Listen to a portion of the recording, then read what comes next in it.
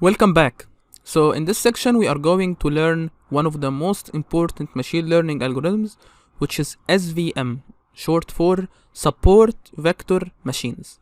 Okay, so we will start of course by importing the needed libraries, right? So we are going to import NumPy, pandas and iteration tools, and this is used for plotting and other stuff as we are going to see. And then we are going to import the needed submodules from sklearn. So the most important one is of course SVC, right, or support vector classifier. Okay, and we are going to import grid search, the matrix, train test split, cross validation score, standard scaler, label encoder, and the datasets or the toy datasets from sklearn. And then we are going to import from matplotlib, we are going to import pyplot, right, as PLT, and we are going also to import grid spec, right, and we are going to use this to plot multiple plots at the same time. And we are going to import of course Seaborn for better visualizations and visualizations that looks really good, right? And then we are going to use also another library called MLXtend, right, and we are going to import from the plotting submodule a function or a class called plot decision regions, right? So this is very important when we are going to plot the decision regions for the SVM. And we are going also to import from the same library from pre-processing shuffle arrays union, and we are going to explain it when we reach this part. And for grid search and for seeing the progress bar and all this, we are going to import taqaddum, right? But let me explain first how we can import this library. Of course, if you try to import it like this, right, if you are going to import MLXtend, then this should work if you have this library, right? But if you don't have this library, you need to install the library. So how we are going to install this library? We are going to just write pip, right, exclamation mark, pip install, and then the library name that you want to install.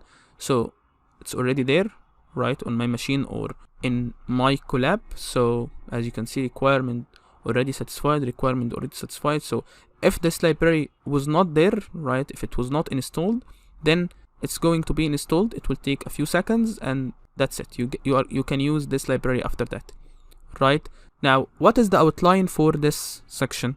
First, we will understand the SVM, the intuition behind SVM, and this is very important to understand, because otherwise all this will make no sense, right? After we understand the intuition behind SVM, we are going to explain what is the difference between hard and soft margins, right? And then we will see a very important hyperparameter called the C hyperparameter. This is the most important hyperparameter for SVM. And then we are going to explain better what do we mean exactly by the kernel trick. This is one of the most important things in SVM. And then we are going to explain the kernel types, because we can have more than one kernel, or we can use more than one kernel in SVM or with SVM. And then we are going to see an example of SVM with linear data.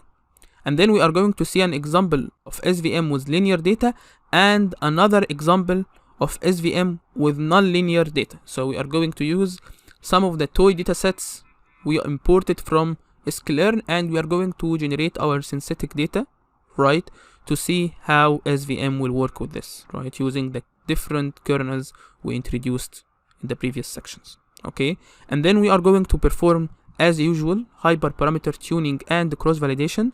So we are going to discuss what are the most important hyperparameters in SVM, and then we are going to explain how we can use SVM with multiple classes, because the SVM formulation, problem formulation, and everything behind SVM is for binary classification problems, right? So we are going to answer the question how we can use SVM with multiple classes, right?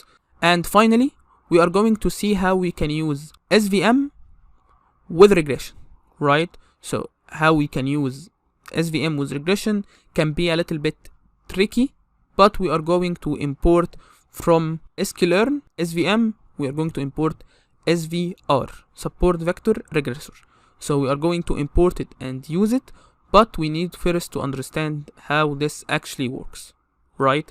So this is the outline for this section. Let's start in the next lesson by understanding the intuition behind SVM. So let's go.